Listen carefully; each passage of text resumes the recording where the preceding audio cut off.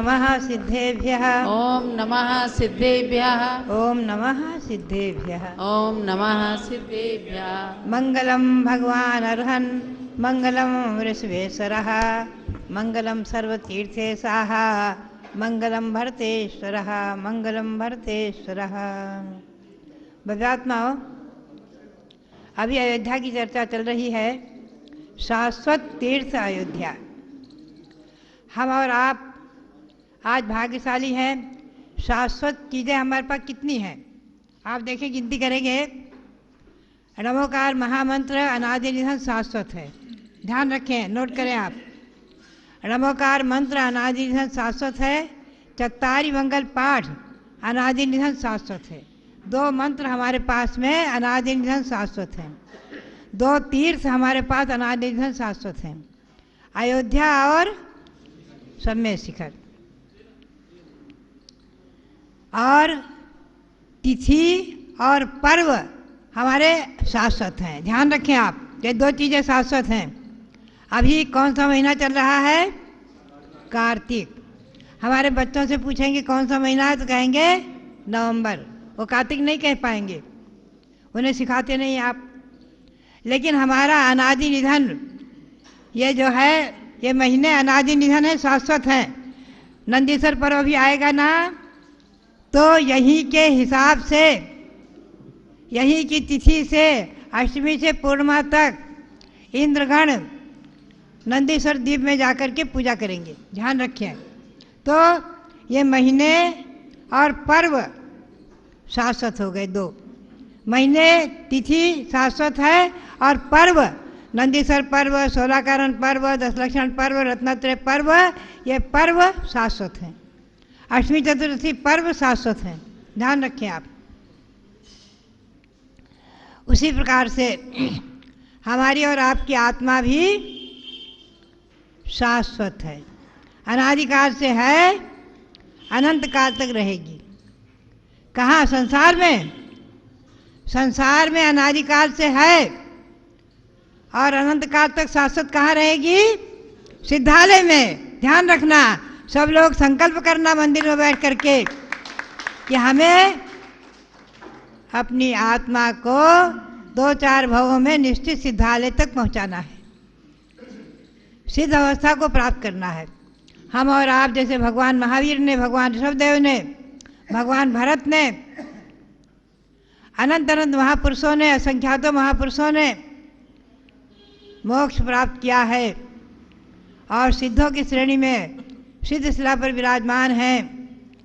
उन्हीं श्रृंखला में हमें और आपको भी अपनी आत्मा को 2-4 भवों में, 7-8 भवों में निश्चित ही सिद्धालय में, सिद्ध अवस्था में पहुंचकर जहां भगवान विराजमान है वहीं पर जाकर के सिद्ध अवस्था को प्राप्त करके सिद्धालय में विराजमान होना है। ये हमें और आपको दृढ़ विश्वास होना चाहिए, श्रद्धान होना चाहिए।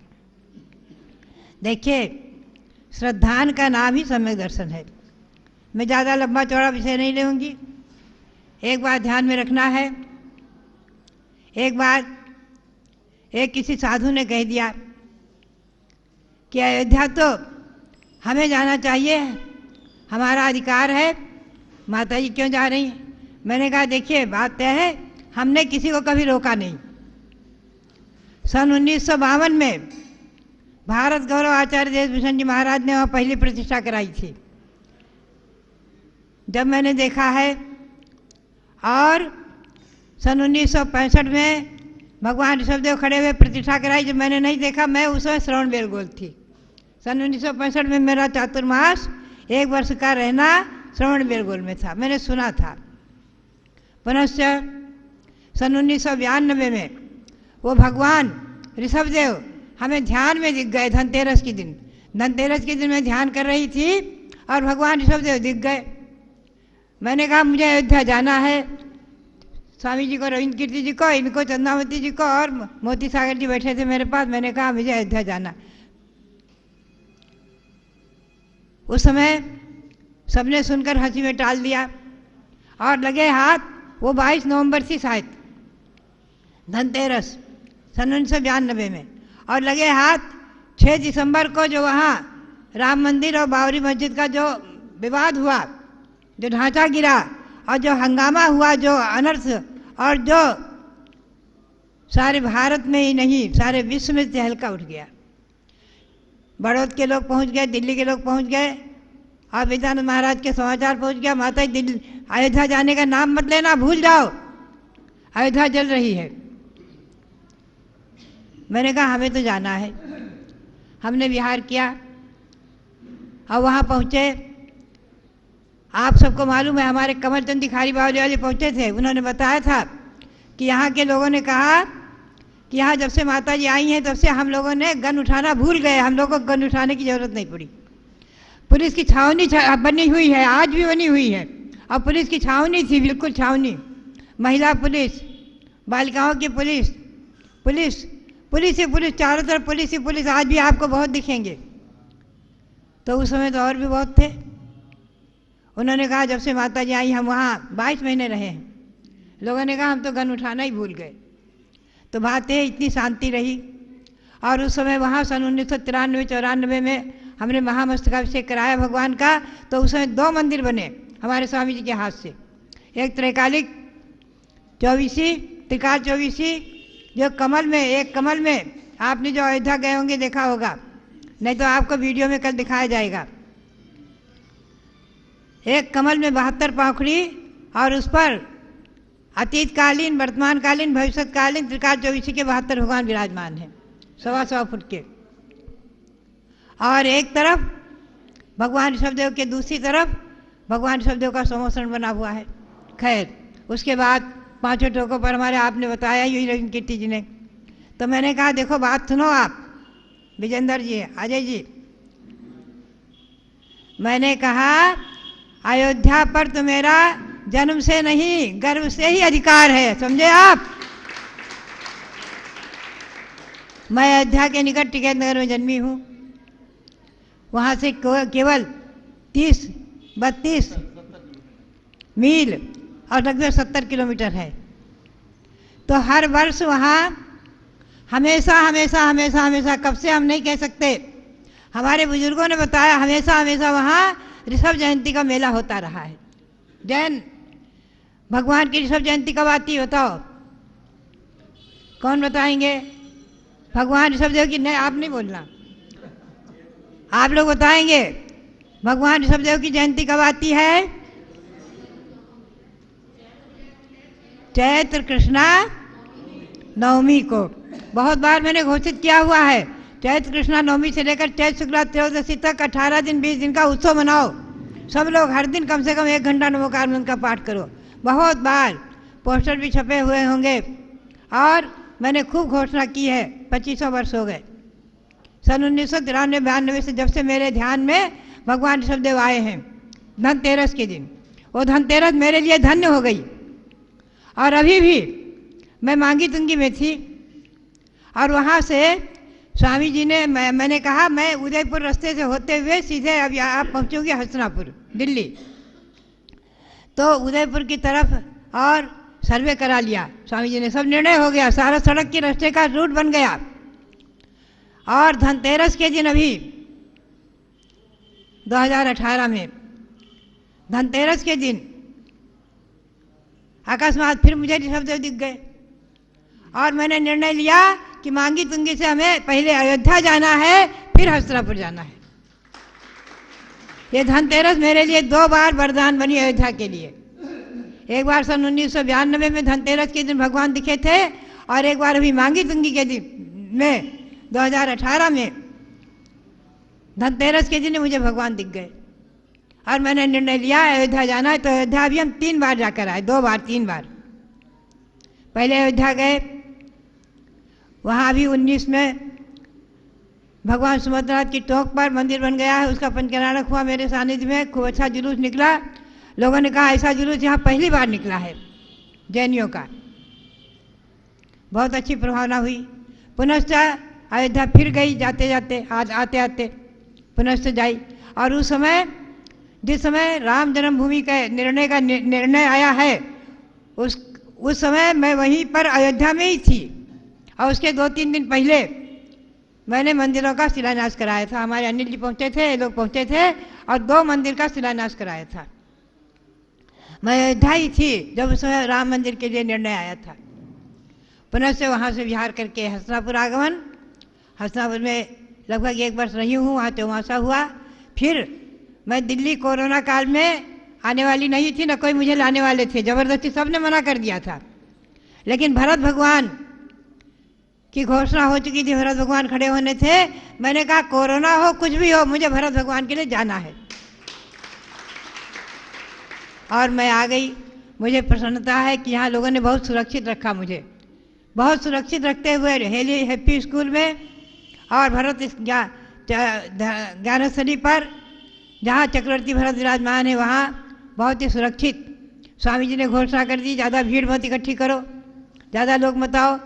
आप बताओ, एक प्रतिष्ठा उन्होंने 5 लोगों में की है, 5 जोड़े में बताई ना आपको, जमुई की। और एक प्रतिष्ठा की है जहाँ अभी लाखों लाखों लोग एकत्रित हैं और वहाँ 7 एकड़ में पूरा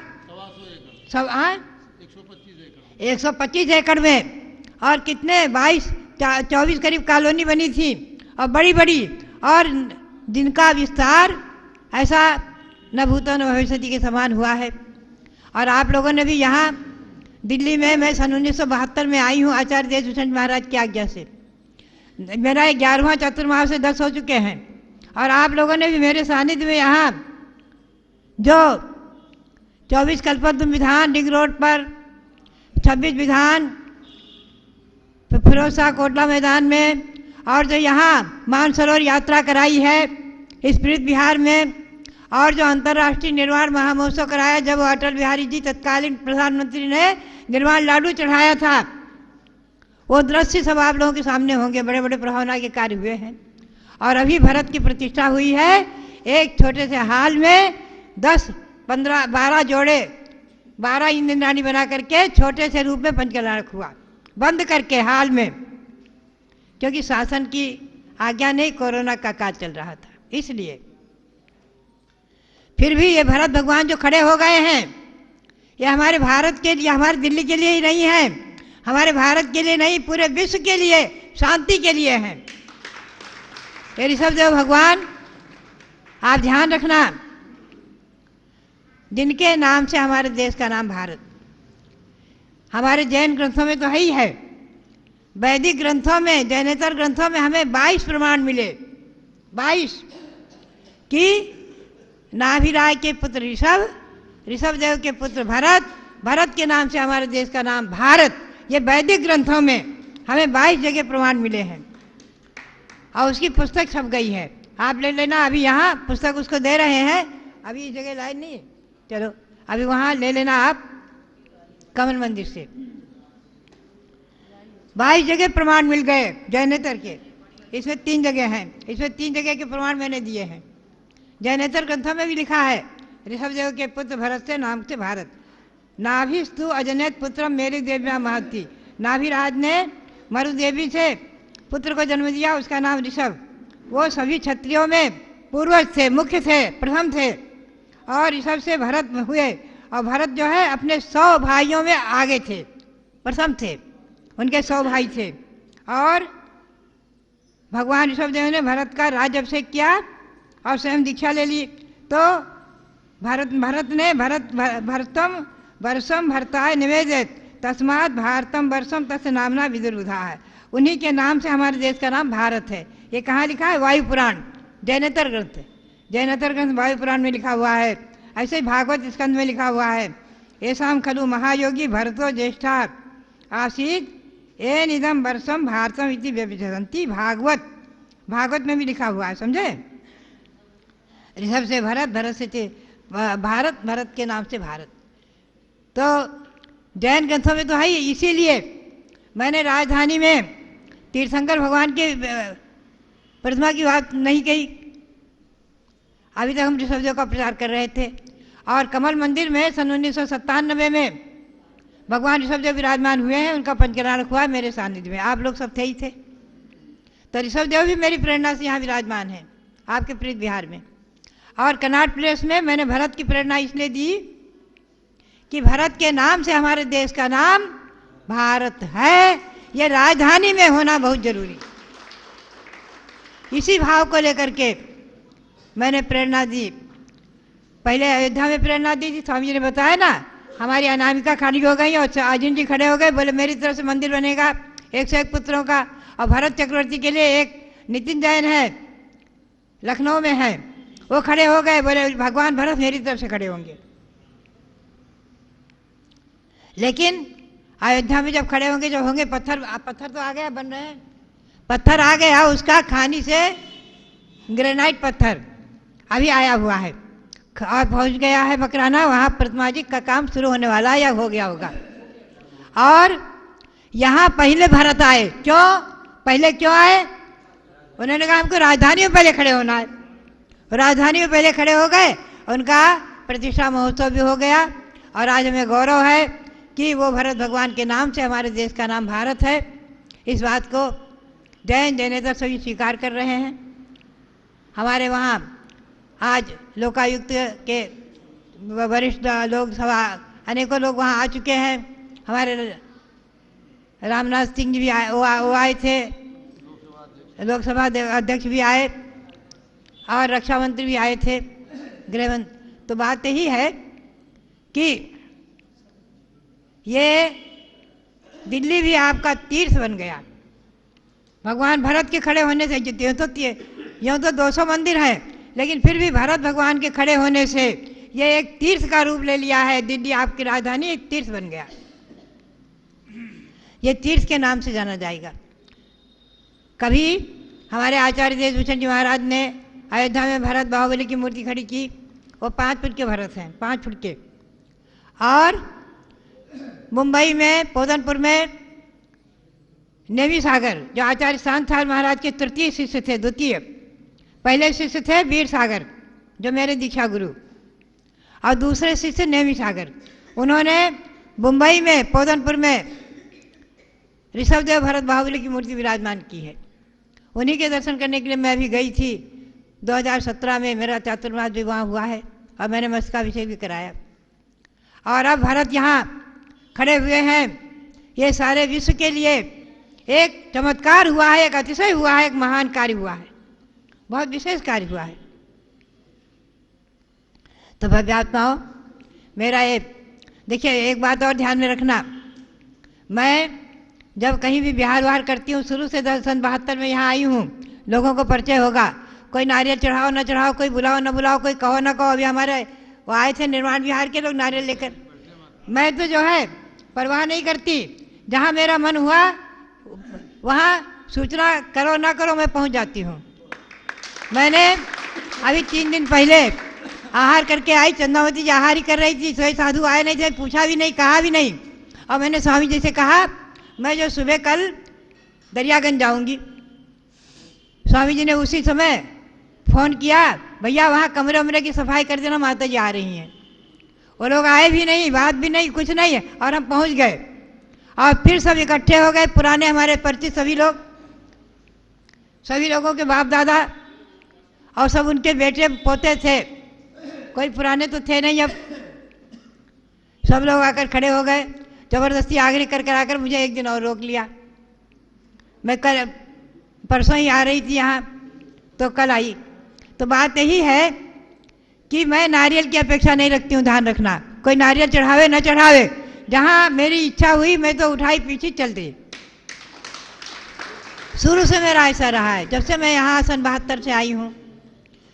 दिल्ली में अधिकतम कॉलोनी हम हमारे से परिचित है, फिर बिहार के लोग तो अधिक परिचित हैं। यहाँ चौमासा ही हो चुका है। और सबसे बड़ा गौरव हमारे इतिहास के पन्ने में जो लिखा गया है, लिखा जाएगा हमेशा, मानसरोवर की यात्रा का यहाँ जो हुआ है अभूतपूर्व कार्य, बहुत सुंदर हुआ है। ऐसी मानसरोवर यात्रा जो लगभग आधे से अधिक किलोमीटर की दूर में बनी थी, कैसा भव्य दृश्य हो था। लाखों लोगों ने यात्रा की है, क्या वो वातावरण, क्या सुंदर। तो बात यही है, यहाँ 2 कार्यक्रम हुए। एक तो पहले हमारे कमल मंदिर में भगवान विराजमान, उनकी पंचकला प्रतिष्ठा, दूसरा मानसरोवर यात्रा, और तीसरा और कार्य हुआ, यहाँ से मेरा मंगल विहार हुआ प्रयाग के लिए। यहीं से विहार हुआ था, प्रयाग के लिए मेरा मंगल विहार हुआ था, प्रयाग में तीर्थ बना। तो बात यही है, ये तो सब हमारे ऐतिहासिक स्थान है, ऐतिहासिक क्षेत्र है। और ये यहाँ मंदिर में तो मेरे चतुर्मास अनेकों प्रवचन होते रहे थे। तो भव्यात्माओं, अयोध्या शाश्वत तीर्थ, मैं ये बता रही थी कि उसकी के निकट में जन्मी थी, तो वहाँ हर वर्ष रामनवमी बाद में आती है, पहले आती है ऋषभ जयंती चैत्र कृष्णा नवमी को, और चैत्र सुदी नवमी को आती है रामनवमी, और चैत्र शुक्ला 13 को आती है महावीर जयंती। तो नवमी का मेला वहाँ हमेशा 5 दिन का होता था अपने जैनियों का, फिर 3 दिन का रहा मेरे देखते देखते। अभी वहाँ बराबर भगवान ऋषभदेव का महावंश का अभिषेक होता है, और जन्मभूमि की यात्रा और जन्मभूमि के दिन महामहोत्सव, उत्सव, रथ यात्रा आदि कार्यक्रम होते ही होते हैं हमेशा। अभी सन 1993-94 से हमारे रविंद्र कीर्ति जी उसके अपने जैन मंदिर कमेटी के अध्यक्ष हैं, ये कराते हैं। इसके पहले बराबर जो कार्यकर्ता रहे कराते रहे हैं। तो वहाँ शाश्वत तीर्थ अयोध्या को कभी भूलना ही नहीं है आपको। शाश्वत तीर्थ अयोध्या शाश्वत तीर्थ जो रहे है, था, है और भविष्य में रहेगा। ऐसे शाश्वत तीर्थ के लिए अभी जो चर्चा हो रही थी मूर्ति के बारे में, आप लोग तो मैं चिंतन कर रही थी। पद्म पुराण में एक पंक्ति आई है, बहुत महत्वपूर्ण है। उसमें लिखा हुआ है कि करोड़ों जन्म कितना ही व्रत जप संयम नियम जाप आदि अनुष्ठान आप लोग कर लें, उसका पुण्य एक तरफ, और एक प्रतिमा के निर्माण का पुण्य एक तरफ। उस प्रतिमा के निर्माण का पुण्य का पलड़ा उससे भारी हो जाएगा, उस सारे पुण्य से बड़ा हो जाएगा। इतनी महिमा है प्रतिमा की। पद्म पुराण में पंक्ति आई है कि पूरे जीवन भर कितना ही आप पुण्य जप तप ज्ञान ध्यान तीर्थ यात्रा खूब पुण्य संचय कर लो, सारा पुण्य अलग, और एक प्रतिमा के निर्माण का पुण्य उससे भी अधिक बड़ा हो जाएगा। उसको कोई नहीं माप सकता, कोई इसकी तुलना ही नहीं कर सकता। इतने पुण्य का संचय हो जाता है। आज से ही आपका पुण्य शुरू हो गया। प्रतिमा जब विराजमान होंगी, जब होंगी, जब आर्डर होंगे बनेंगी और निर्माण होंगी, उनका पंचकर्णार्क होगा, लेकिन आज से ही आपका पुण्य चालू हो गया। ये महिमा है। तो भव्यात्माओं, ये जिन बिंब दर्शन से सम्यक दर्शन प्रकट होता है, और सम्यक दर्शन से हम मोक्ष को प्राप्त करेंगे, ये मूल है हमारा। तो ये जिन मंदिर और जिन प्रतिमाएं हमेशा जयवंत रहें, और शाश्वत तीर्थ जयवंत रहें। शाश्वत धर्म अहिंसा परमो धर्म, जैन धर्म शाश्वत धर्म है, अनादि निधन धर्म है, जिसको न महावीर ने संस्थापित किया, न भगवान ऋषभदेव ने चलाया। यह अनादिकालीन अनंतकालीन धर्म है। भगवान ऋषभदेव ने भी 10वें भव पूर्व जैन धर्म को धारण किया तो तीर्थंकर बने, ध्यान रखना।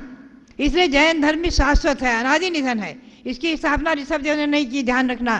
तो ऐसा शाश्वत धर्म जिसे हमने पाया है, ये जयवंत रहे। महामंत्र नमोकार में जयवंत रहे। भगवंतों की प्रतिमाएं, भगवंतों के मंदिर जयवंत रहे। इसी भावना के साथ आप सबके लिए बहुत बहुत मंगल आशीर्वाद, बहुत बहुत मंगल है।